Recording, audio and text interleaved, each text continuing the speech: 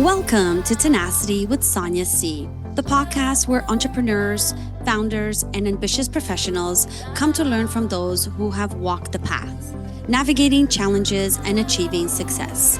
Whether it's thriving in business, pivoting, scaling for growth, fundraising, or finding work life balance, dealing with loneliness, adversity, or overcoming personal struggles. Our guests share the insights and strategies that have empowered them to level up. I'm your host, Sonia, and let's get started.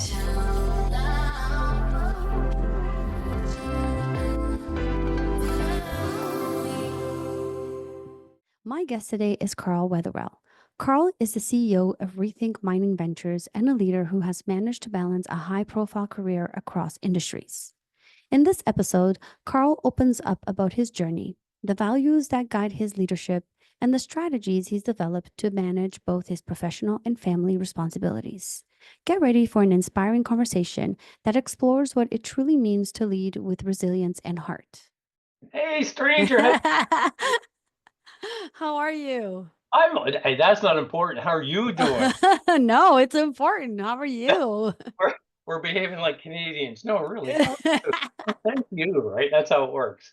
I'm good. It's good to see you. It's been a while. Yeah, yeah, far too long. Far too long. I know. I'm excited to get into this episode with you and allow you to share all of your knowledge and everything that you've learned in over time in your career. So I'm really excited to get into it. That's awesome. I'm glad we have 7.5 days for this. No, it's gonna be Yeah. it's gonna be fun. I'm really glad to be here. Thanks for the opportunity. Yeah, of course. So let's dive right in, right? There's no Shoot. time like the present. Yeah. So, um, you have you have such a broad background across multiple industries, from mining to aerospace to cybersecurity. I mean, like pick one. But what initially sparked your interest in building collaborative ecosystems? And is there a moment in your career that stands out as especially transformative for you? So I've been thinking about this, and I don't think there's ever a defining moment where I said, "Aha! I want to do this stuff because it's fun." I just kind of fell into it. Fell into it back in the '80s. Like the first consortia I got involved in was back in the '80s, and it was just fun. I enjoyed it. A lot of Mm, different people, they had similar problems, and how can you help people get together and solve similar business problems that they think are, too complicated or we can't do it and that sort of thing. I kind of fell into it versus saying, "Aha!" Right? mhm. And also, I've got this sort of built-in innate curiosity. I'm just curious about stuff. Like you look at something, go, I wonder if we could do this. Wonder if we can do that. And what if we could work together and solve this problem? So it's just a built-in curiosity. But the interesting thing is later on in my career when I went through some leadership development and did the full psychoanalysis and stuff. But that idea of working together to solve big problems is actually built into my personality, which I didn't know. I found out later, and I always suggest if you're a leader, go through this process. You can really learn a lot more about yourself and understand why and how you do different things. But yeah, it's been fun. And the interesting thing too about this, you mentioned right at the start, Sonia, different industries, is that although different industries behave differently and look at things a little differently, they act Mhm. differently. Some are fast, some are slow. Um, the idea of how you build these things, whether it's consortium or whatever you want to call it, business ecosystems, et cetera, the foundations are very similar. They're Mm. very, very similar. Not exactly the same, but they're very similar, right? It's all based Yeah. on people versus technology. So yeah, But I that's love what you a lot of fun. said. I love what you said about like you accidentally got into it Yeah, because it was fun. Like yeah. that like how fun is it that you get to do something that you love and is fun for you? Yeah, no, absolutely. And anybody, young people come to me and say, "What do you suggest to do?" or whatever. I said, "Find a passion, find something. You got to have fun. You got to be smiling all the time and making a difference." And again, that's Mhm. the thing I'm trying to do too is make a difference. Like, how do you make the world better versus, Mhm. being some executive in a big company making tons of money? I chose a different path because A, it's more fun, a lot of passion, and help a lot of people and a lot of businesses. So it's yeah, it's cool.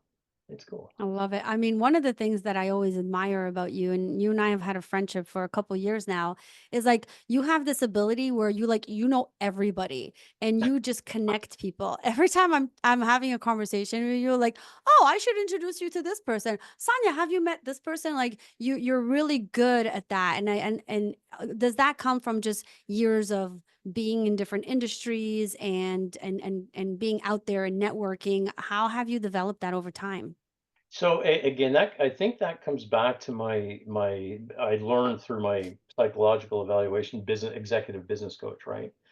Is basically that sort of built-in part of my personality, my psychology. You just see the connections. It just makes sense, right? Mm, To see what those connections are, and yeah.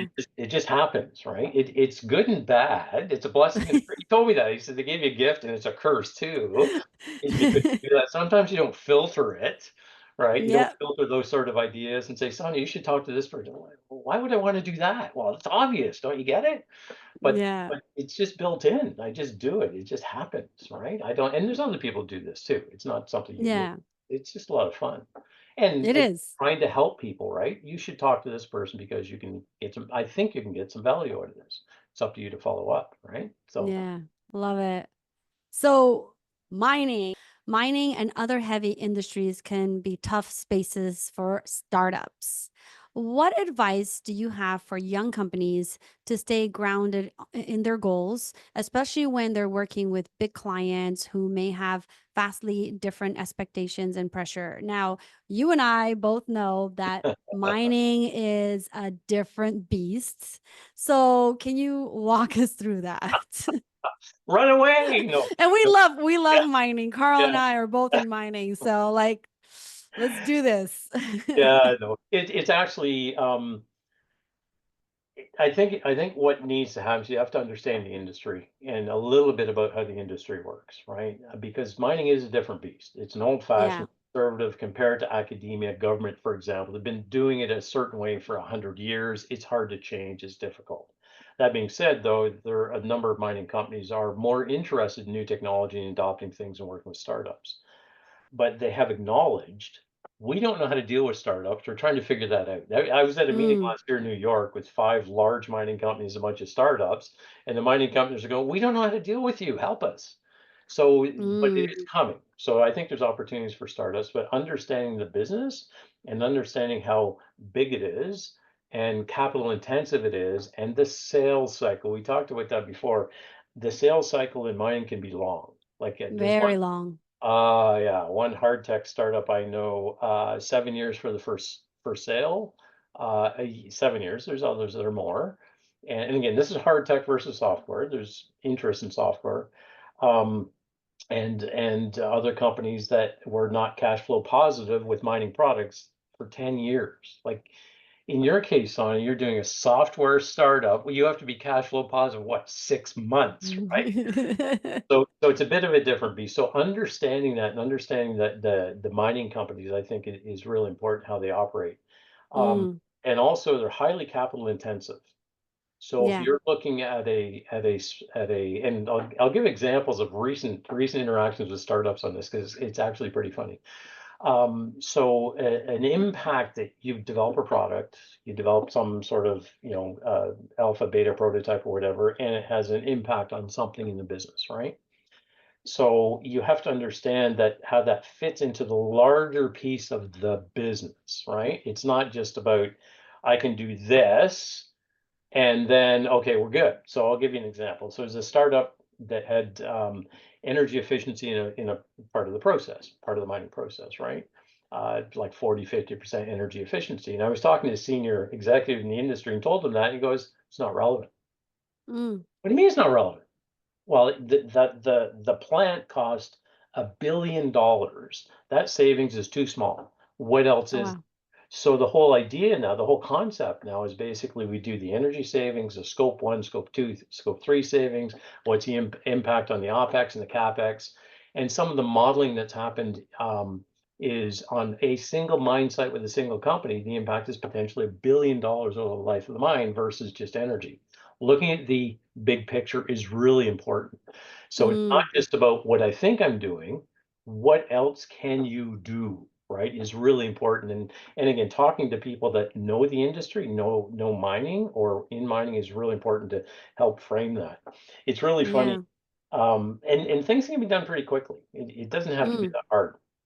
So Right. there's another startup about a year ago talking to that really proud and good for them. Really proud of their invention. We came up with a new way of producing gold. We get 99.9% recovery and everything else. It was in something like this, like pretty small scale. And says, yeah, that's really Mhm. cool. I love it.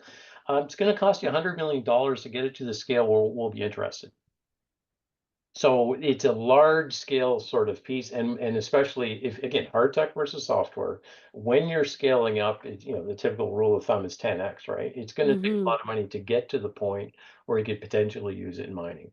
So Yeah. if you're doing things like that related to process, understanding the business and the concept is the scale of it's really important. And something else too, one of the reasons the industry is a little conservative is it's almost real-time processing, right? Like it's Mm. a constant process. And a small Yeah. hiccup can cost millions of dollars, right? Or Yes. more. And it's funny, we keep arguing with the industry about this. It's the amount of tons we can flow through the business versus the value. So we're still working on that, Yeah. not there yet.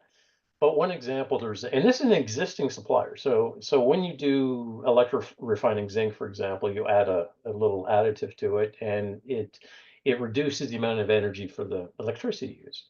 And the supplier was talking to the one of the guys in the company and said, "Hey, we've refined it. It works better. You want to try it?" Sure, try it. Existing supplier, existing product, fine tuned. Didn't produce zinc for a week. Mm. Just by a little change in something going in the process can really have catastrophic impact. So again, understanding the business is important.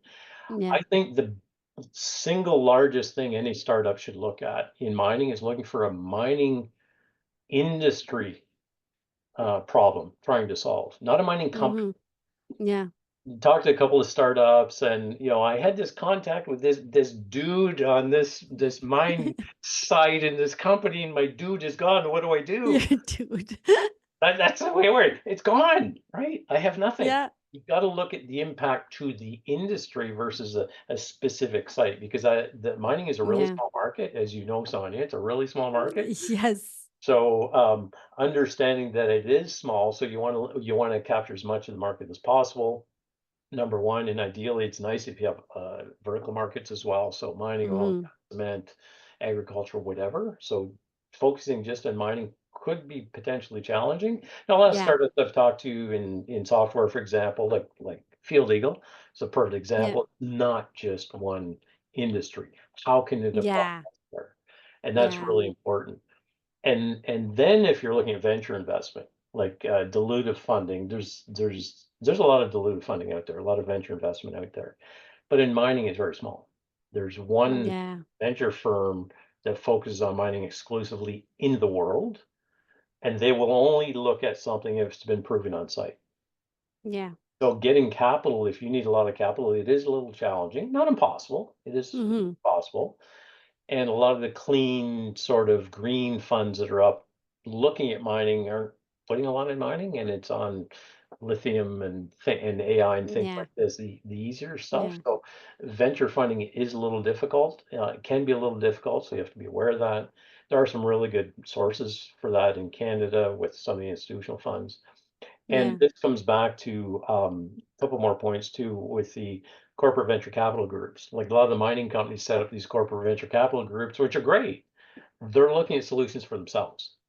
So Mhm. you're potentially missing the broader industry You're perspective. siloed. Potentially. But that, again, I don't know how they work. I've seen some of the companies Yeah. invest in, but you could be getting locked up. You don't want Mhm. to do that. And same with OEMs, the original equipment manufacturers, right? You've got to be careful who you're working with and what you show them too quickly, because if they see it as a huge opportunity, it will not be hard to basically run away and replicate it Yeah. or shelf it because you're competing with them. And we've seen both of those. So Yeah. there's a couple things. But that being said, for mining, there's huge opportunity now, huge opportunity because they're in such dire straits to change, decarbonization. They're looking at it virtually everything. And if there's a startup that's interested in working with mining, come and talk to myself or people in the organization I ran before. And like we speak to at least a startup a week, right? And Yeah. gauge to what do you think, and even help them pivot. Yeah. I So love on it. that last point on this, it's really interesting. It's a really cool company I met a year ago. It's totally awesome. Get introduced, never met them before. Really neat stuff. Had a great conversation with the founder, and caught up with them last week after about a year, just last week. And what they did was, we went through with them the various potential places their technology could apply, and did some quick calculations, see what it looked like, and talked to them last week and said, we're not going and working with mining. We're working in material science Oh, because they've got customers now, and they're going to wait till their competitors in mining break through, and then they're going to come back. smart. I think that's Exactly. very smart. Yeah. Yeah. So it's not working. You either understand it's going to be a long term, or can this apply somewhere else and pivot and do something else. So Yeah. yeah, it's a good opportunity. It's a good time for mining. Understand the business. Talk to people. Don't go to procurement. That'll Yeah. kill you. Talk to people who know the business, like yourself or Yeah. myself, and understand what you're getting into. Understand the business. Yeah. Yeah. I think like one of for me like one of the most frustrating things. I mean, I love mining. I think there's so much potential in it. But one of the most frustrating things is working like we're in software and we're talking to governments that need Yeah. to, go and inspect abandoned mines or rebuild them, or they're doing nothing with software. They're using paper and pen, and they need to digitize somehow. So we start talking to these companies, and they get all excited about like, oh, we could like digitize, or we could use software. This is going to make our lives so much easier. And like I've said this to you before, like they're here and they want to be here. And then the minute they start talking to us and we start talking about implementation and getting started, they want to be here. And it's really, I find it really challenging with mining to set a goal to be like, listen, you're going from doing something manual to automating it. Yep. Let's go through the steps of starting, going from A to B to C slowly and building it Yeah. up to get. I feel like they're like, we're here, we want to be there, let's get there now, or no. And that's one of Well, the things I find really challenging in mining, because I'm like, I don't get it. I don't get that mentality, because it's like, don't you want to go through the process and learn and pivot and make changes, make it better, so that when you get to the end result, you have a solution that really works for you? well, it's funny what you brought up. I think is very important is the whole idea of cultural shift.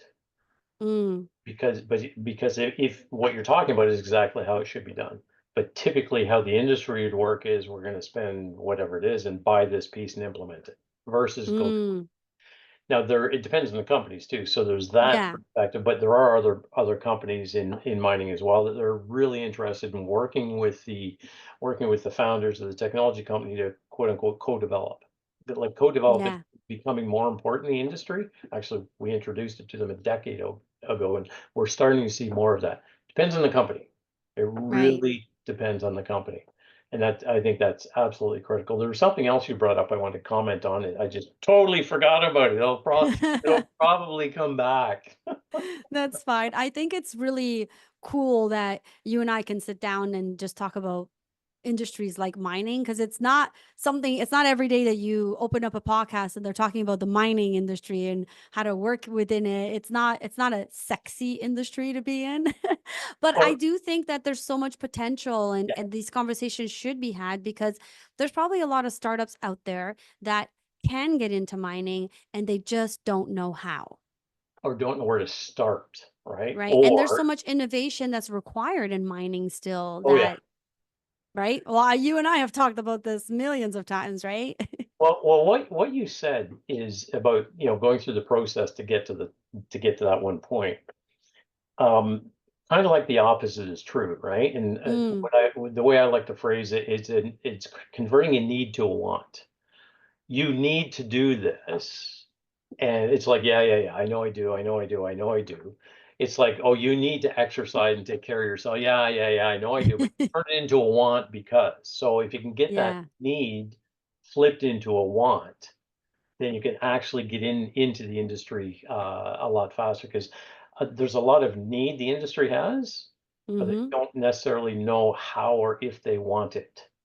If that makes sense, Right. it's It does. it's a little nuance on it, but flip the need to a want. Okay. That's part of the whole We're partnership gonna thing too.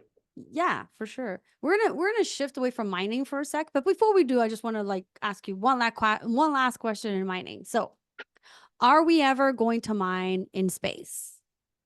Uh, Probably yes. There's a lot of companies doing it, Yeah. or in the process of doing it. But I think what's more important there actually is because it's not logistics, there's all sorts of challenges, is the Mm-hmm. technologies required to mine in space are the same things that could be used on Earth today.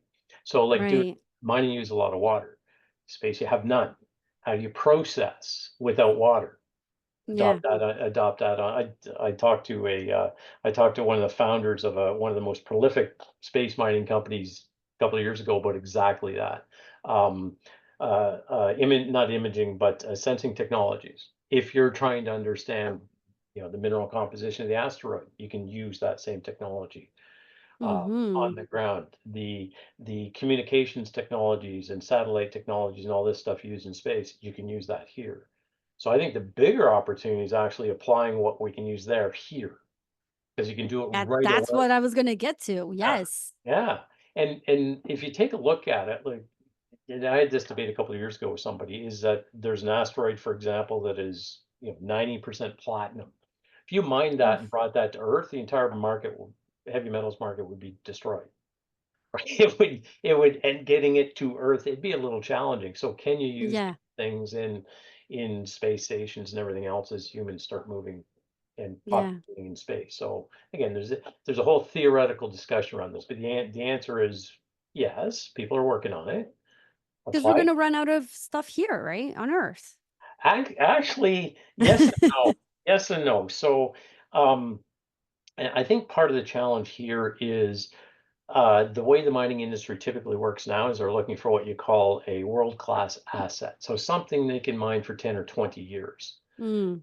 Then this is where the entrepreneurs come in, right? And startup technology, new technology, innovation, all that stuff.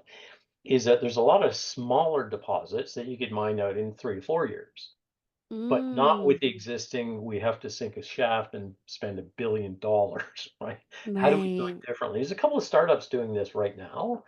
And there's other organizations working on this and the modularity and all that sort of stuff, and we're playing in that space as well. So I think there's enough here. It's Mm-hmm. just getting it better, faster, cheaper, and of course, the regulatory environment. Canada is the strictest in the world, so that's a little challenging.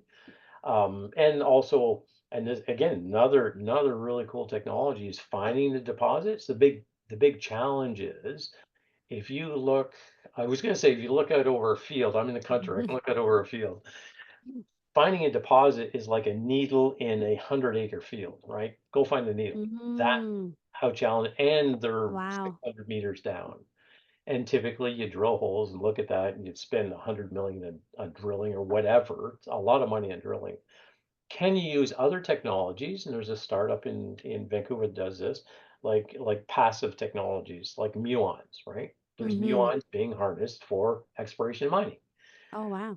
Can you use quantum technology? There's a guy in Toronto that does this in oil and gas. Can you use that? Because you don't need to drill holes.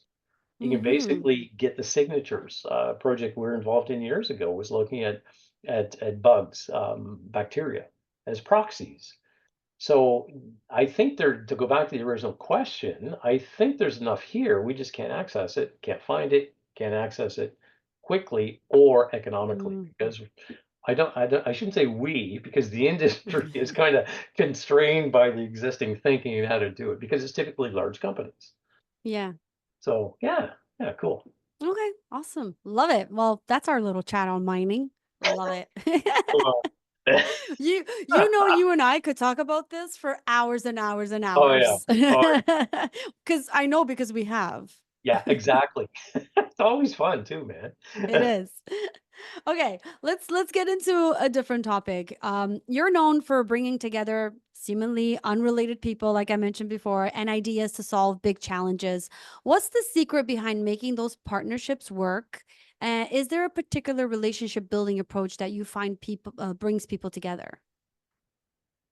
And I So ask this question because not everyone has that skill. And I feel that is a skill that like most entrepreneurs, most founders, most business leaders really need.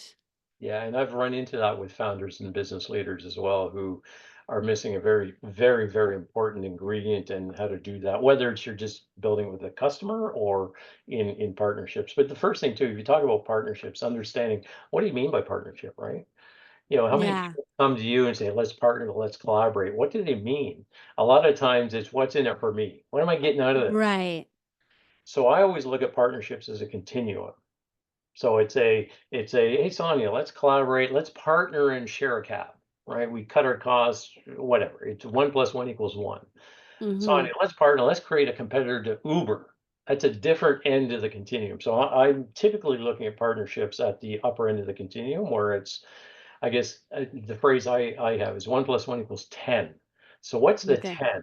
What is something that we can do together that is impossible for either of us individually that helps both of us or us, however many people there are, but also is helping the entire industry, for example. So it's that what Mm-hmm. figuring out what that 10 is, right? And it could be a technology that's going to be really hard to do. It could be owning an asset. In mining, it's really hard to do. It could be creating a new company, like an Uber competitor for, I'm just making this up, right? But Yeah. for example, so finding what that 10 is really important. And people have to own that. You have to get Mm-hmm. people to believe they can do it. And there's a couple of pieces. There's one really, really, really important ingredient in all of this. And it's on the one-on-ones or on the large partnerships. But it's convincing people it's possible and building Yeah. that relationship, having those discussions and saying, have you thought about doing, oh, we can't do it. Well, I think you can. Here's how. Well, I can't do that. Well, I know somebody that can, right? So it's getting that belief in place so people can actually believe it's feasible. There's a saying, I love this saying because I've been using it for years, and it's very inappropriate today, but it works. I'll quote it as is. It's by Napoleon Hill, and it goes something like, "What the mind of man can conceive and man can believe, man can achieve." So if you can think it and you can believe it, you can do it. Yeah. So Yeah. we'll change that to humankind or whatever the proper word is. Whatever. So Sure. if you can get people to buy into this, then that's Mm-hmm. the first step, agreeing on the 10. And when you have multiple people involved, they have to agree on the shared value. What's the shared value? What's the shared vision? Believing that Yeah. shared vision, that shared 10. So in again, the upper end of the continuum, getting there is really important. So that's a key thing. The second is when you're building partnerships, I'm looking at consortia that are longer term, 3 years or whatever.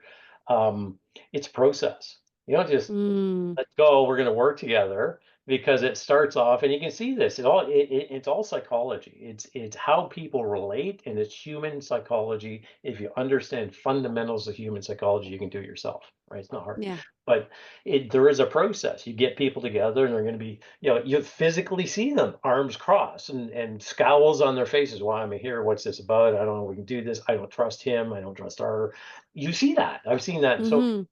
It's unbelievable, but it's a process to go from that and understanding that there is a process and you've got to help people work through that process is really important. And it can Yeah. work and it can fail. Like they don't always work. I've had a couple of horrible failures on my plate, which is good. A big learning. Haven't we all? Yeah.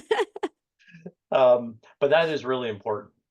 It's really important to understand the process, but I think the key ingredient and this is whether it's a one-on-one or a large-scale partnership, a key ingredient in all this is it's all built on human relationships, one-to-one relationships. It's Yeah. all built on relationships, right? Period. Yeah. Business operates at this, based on relationships, and it's all based on the speed that you can create trust.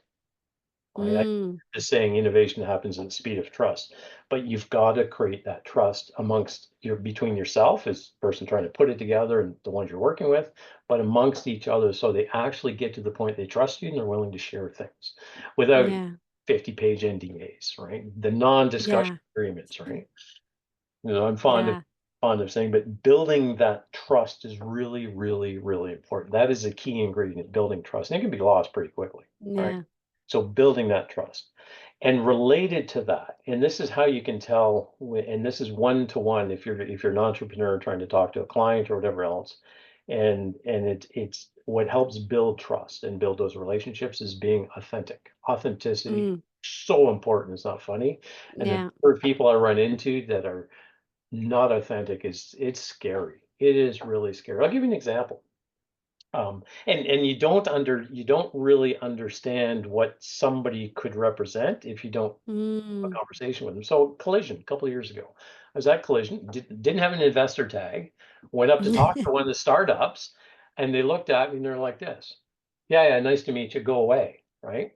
Hmm. Yeah, I can And they put don't even know who you are. you I know. mean, But authenticity is you've got to be authentic and genuine and try and build that relationship yeah. as an individual. It's not about a sales pitch, Yeah. right? And once you build that and be genuine and authentic, it goes a long way because it'll last a long time and people will come back to you, right, for help again and again and again and again if they believe you're authentic. And there's a side piece of that that I'd like to throw out there because it's so important is authenticity of your intent, right? So you've got to Yeah. be authentic, but when you say something to somebody, do you mean it? My mother used to say this, right?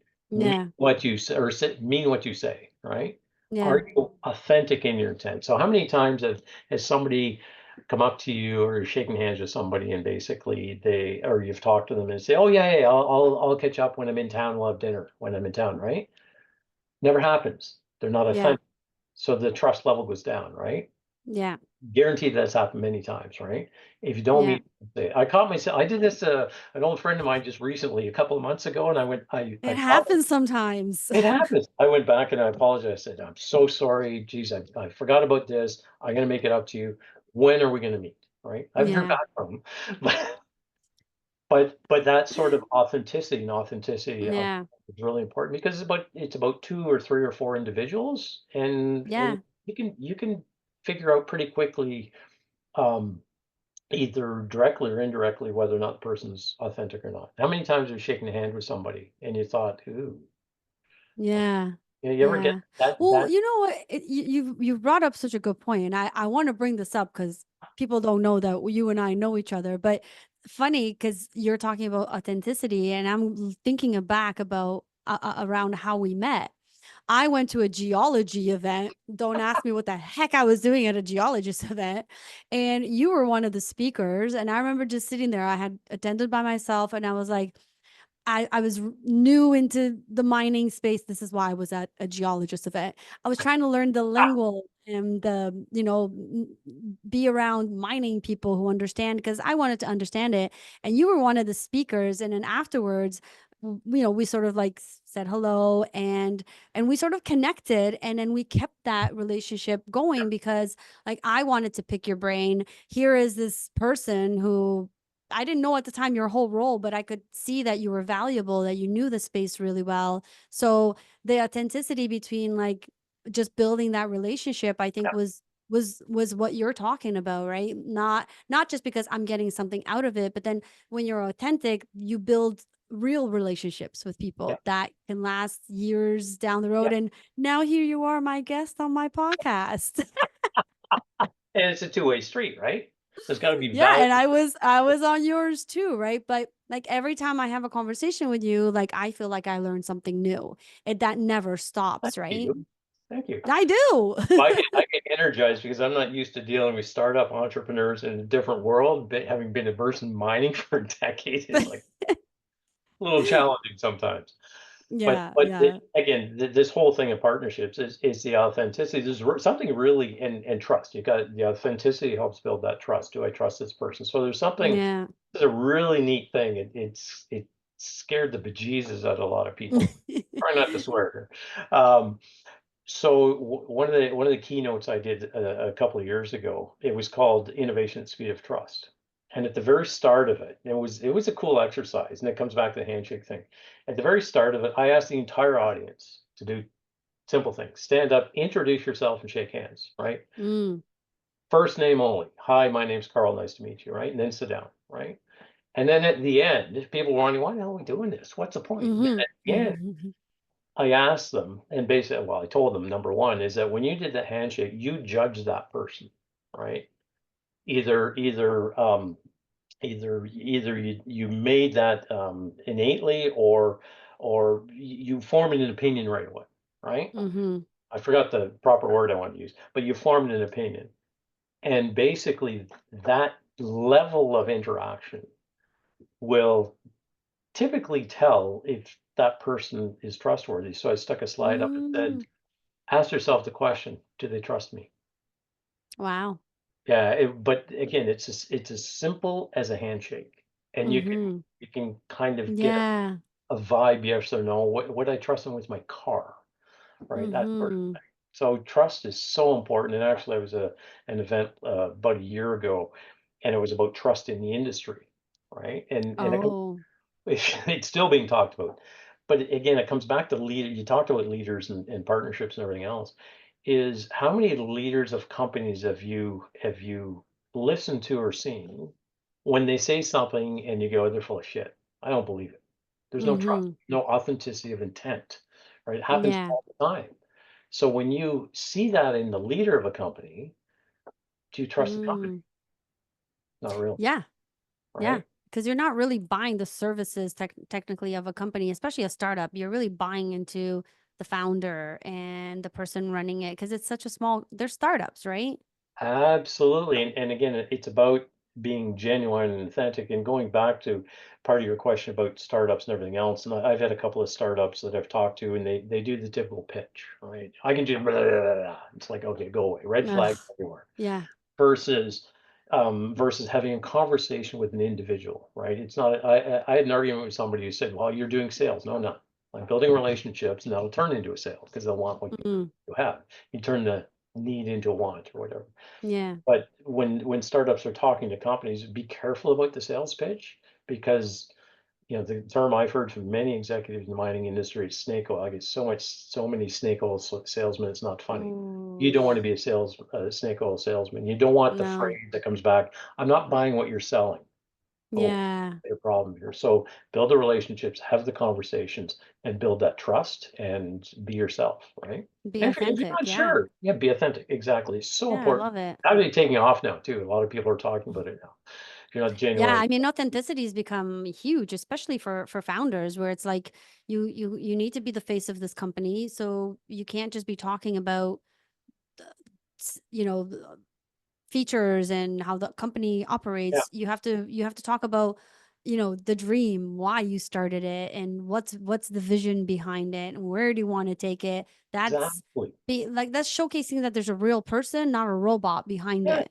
yeah. And when you start building those relationships, it takes off as well, right? They turn from Yeah. business is pseudo personal, but one of the things I make a habit of doing with people I work with is finding out how they're doing, right? How are you doing? Like, I'll give an example.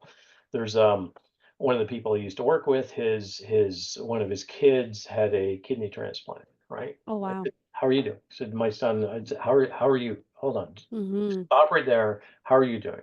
Right? How's your family? Yeah. Right? We don't need to talk. We can do this later. Every time I talk to that person, how's your son? Yeah. Right? That they actually, and they, like I say, it shows that you actually care about them as a person versus just Mm-hmm. their wallet, which I think is Yeah. so important. And those people always come back and always come back, and they Yeah. remember that, and they really like that. So it's about being genuine. And it's funny, Sonny, because I had this. It's not as true now, but you do see it every now and then. And this is especially important for people that are out in the public and stuff. Is that I used to see people having almost split personalities, right? Okay. This is who you are in personally, When you're on your own, this is who you are in business, and it's totally different people. Ah, yeah, It's yeah, like, yeah. wow, holy cow, right? And if you say certain things, make sure you live by 'em, not make it up. But Mm, the less you do that, because people will see you in both environments. yeah, You've got to be, authentic and true to yourself and everything else. So yeah. You going don't off want them to a be bit of like a night rant, and but day. it's so important. It's not funny. Yeah, I agree. So let's switch over to more, personal side of things. Leadership comes with its own set of demands, but managing those alongside the responsibilities of raising a medically fragile child adds another layer, which is your case. And if you're comfortable with it, I want to sort of talk about that. Have you found ways to balance those two important aspects of your life, and what practices are you or perspectives have helped you navigate this journey? I think journey is the key word. As you know, in your journey, it never ends, right? It's always Mhm. going on. But just a little perspective up the front, because to put into perspective for people is, I do have a daughter, special needs, medically fragile, spent months in hospitals, resus rooms for hours at a time. Um, there's a high probability one morning she'll go to, or one day she'll go to sleep and not wake up. Like that's what we're dealing with, right? Mhm. um, Done board meetings in hospitals, that sort of thing, paramedics, every 2 weeks for Wow. years, for years. And it's funny, I was talking with the parent, somebody I know in mining actually today has a son with the same affliction, right? Oh, So wow. it is he got 8 months off. I didn't. So I didn't ask for it. So it's a little different than Mhm. balancing, people talk about work and Work family, life, yeah. work-life balance. But the way there's a really important thing that I live by. It's not, you can't get work-life balance. That's a myth, right? It's not going to happen, because especially today, and people like yourself, right? You're doing so many things. You're trying to balance life. Period. No, seriously. Yeah. Total, I agree with you 100%. Work-life balance, what's that? Yeah, well, when you look at it that way, it's in language and all this stuff, I think is really important. It's a very discrete. I'm going to carve out this discrete piece on a routine basis. Your life's Mhm. not routine. It's never. It's Yeah. a big continuum. It's a matter of grabbing snippets when you can, right? As you're able to actually wind down, recharge, whatever it is, to manage this stuff. So understanding, number one, is that it is a continuum, and you're trying to achieve balance. And I've heard a few people say, I'm trying to find balance. And I hear that phrase and I go, you're not going to Wait, was find. that me? Was that me? I don't want to say, but it's not about finding balance, it's about creating. It's up to you, Mm, because it is that's your a good choice point. to do what you're doing. It is your choice. It's nobody else's. You put this on you. It's up to you to accept that. So the context of the balance. The other huge contextual thing too is as you said, it is a journey. Um, Mhm. I just lost my train of thought there for something else, but sorry, it just went off track there a bit. But It's okay. sorry, go ahead. No, I said it's okay. Yeah, it's a long-term journey, right? And you've got Mhm. to look at it that way. It's not today, or whatever. You've got to look at the long game.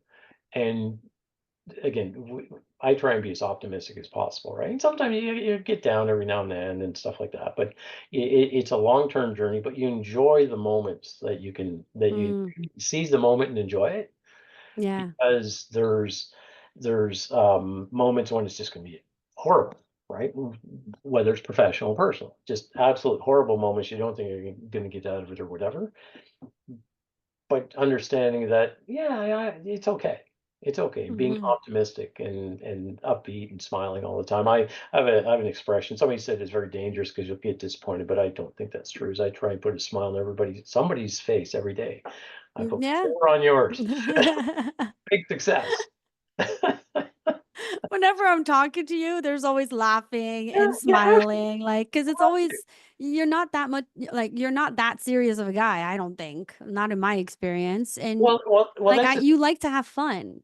Yeah, don't take yourself too seriously. People get too Yeah. serious about stuff. It's like, relax, man, relax, dude. Like, calm down. But also, and the other contextual thing is how you people talk about stress and anxiety and everything else, but it's how you relate to those external influences. Because Mm, I'm a firm believer that you're stressed because you do it to yourself, right? yeah. It's how you react to that, and when whether it's personal or professional, like a professional comes back and you go, oh, you're all pissy and upset and everything else. Well, that's your response. Doesn't have to be your Yeah. right. You can do it. You can respond differently. And as you just said, Sonia, don't take life too seriously, and you have virtually no stress. Like even with all this other stuff that's going on, but you must be really stressed. Not at all. I'm smiling like having a blast, having fun. It's Yeah. you put things into context and being forever optimistic. Um, Yeah. and back to the journey too. There's a saying that an old sensei of mine told me many years. I'll never forget this because I tell it to everybody because I think it's so important. And I'll probably mess up the French really bad if any of your viewers are francophone. Like, oh my god, Oh no. I Oh got no. it. Carl, what are you gonna do to yourself? No, it's got no French. So it's la vie c'est comme une vague, ça monte puis ça descend. So that's basically life is like a wave. It goes up and it goes down. In the worst moments you have professionally and personally, it's going to get better, right? But when you're up Mm, there, what's next, right? You can't stay on top of the wave all the yeah. time. What happens in business? Unfortunately. Yeah. Well, it's good because it's a learning experience. Things don't work. Use the word failure or whatever else, but then Mm-hmm. that's a learning thing to bring you back up again, right? So Yeah. if you understand that basic journey concept and look at life more like nature, it's a hell of a lot easier to manage Mm, and grab the good stuff. But doing all these things too, again, because I have virtually no free time. For years, had zero free time, like none. It was work and family. Period. End of story. That's freeing some of that yeah. up because of choices I made, because I'm in control of my balance instead of trying to find it myself. I left an organization. I need more space. I need more time to do stuff. Mm-hmm. Walk out. You choose, right? So it's the choice Yeah. you make, understanding the journey, the context and how you deal with it.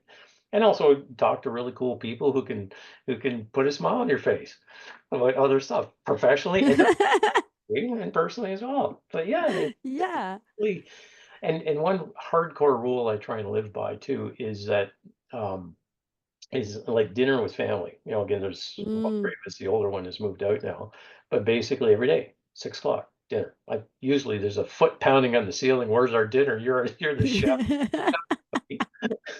But focusing on doing this, and people say you can't do that. You're too busy. Well, yes, you can. You have to carve the time out and Mm, right. And when you have this sort of continuum too, is look at it as a continuum instead of, well, I have to wait till I'm done work at 6 to take a break. No, take a little break, mm. right? Like I've been in the habit where I end up sitting in the office 12 hours straight, right? And it's like it snowed outside. I didn't even know. I know. You get sucked in. Yeah. But forcing yourself to stop doing that. It's like tea, right? Tea gets cold, go make another one. It forces yourself out because you forgot to drink. But Yeah. but little things too, you take little snippets of time to do things you enjoy to actually recharge and stuff. So like, Mhm. um, I'll go for a walk in the woods or I've middle of the day or first thing in the morning before starting work, I'll basically take the kayak and the fly rod and go to the river and go. Wow. Last week, it was a super nice day. I said, "F it," hopped in the Harley and disappeared for 3 hours, right? On your Harley, eh? Yeah, you can take time. You take these little pieces of the continuum, and it totally changes and recharges, refreshes, and helps you deal with everything because you can't Mm. under pressure all the time. You got to have a pressure release valve. And Yeah. exercise for me is huge, like 5 days a week, every Oh, morning. wow. Every morning, right? And it's not just these fancy fad sort of exercise, but it's old-fashioned exercise, and that keeps your mind and your body healthy, and it recharges you and gets you Mhm. ready. And if you had a really nasty thing happen with work and or whatever it is, right? And you can beat the crap out of the weight and take it out on that. Or this shouldn't happen this way. Do 5 more sets or Yeah, yeah. you can actually blend the 2 together, but that really helps. A lot of people forget that or they fall out of it. Mhm. It doesn't become a habit, but it's absolutely critical because if you don't have your health, You Yeah. don't have your physical health, you don't have your mental health, right? And it's So also burnout, right? yeah, yeah, yeah. Well, and it's funny too. It depends what you mean by burnout. What does that like? You're just done too much and got to stop. Yeah. Or Yeah, you know, when I think about burnout, I think about the person who's just going, going, going, going, and they forget to stop. yeah, And then when they do stop, they're like, "Whoa!" yeah. They're just exhausted. And they've all the juice in the box, it's drained, and they didn't even realize they were running on empty. Okay, tell me, have you run into that? I think I have, yeah. I have definitely a couple times. Yeah. Yeah, But like, I don't know. I think it might be different for everyone, but I think for me, it's just pure distraction. Like you just get so sucked into something and you're just like, I gotta make this work. I gotta make this work and I'm gonna keep going at it until it works and you put all your time and energy into it. And then all of a sudden you realize your tank's running on empty. and that brings up another really important point is perspective on like your work and other life. How important is it? What if it does? Yeah. What if it doesn't work? So what? What happens if Yeah. it doesn't work, right? What happens if that deal doesn't get done? What happens if you lose that client? So what? What's the worst that can happen?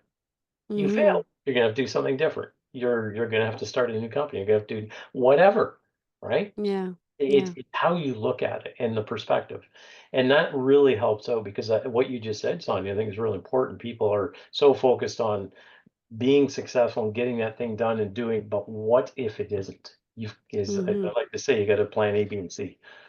Right? Yeah. So there's a lot of things I've done never worked in the middle of one right now. Plan A, not sure it's going to work. Okay, we're already working on plan B and C. So if it doesn't work, you switch to plan B, switch to plan C, Yeah. focus on the one single pathway. And the other thing you said too is about distractions. And this makes it really easy for personal, family, and professional challenges, right? And that's saying I have is focus on the mission. Yeah. What do you need to get, whether it's 2 hours or 6 days or 6 months? Focus on that.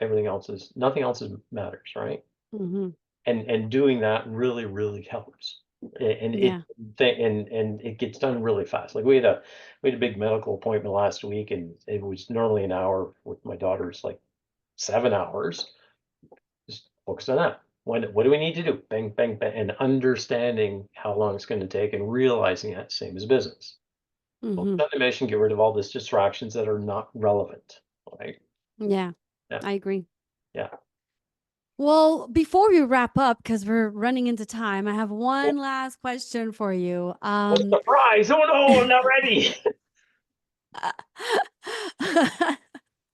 You've worked with organizations all around the world. Is there a place or experience abroad that made a last impact on you? What did it teach you about leadership or collaboration that you bring into your work today? And actually, it's funny you ask that because it's something that I'll never forget this. I can still picture this, even though it was 20 years ago.